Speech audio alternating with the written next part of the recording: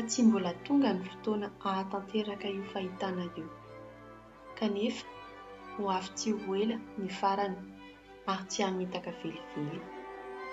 Andraso amin'ny patokina na toa mitarehdretra aza, fa ho avy tokoa ary tsy ahenotra izany.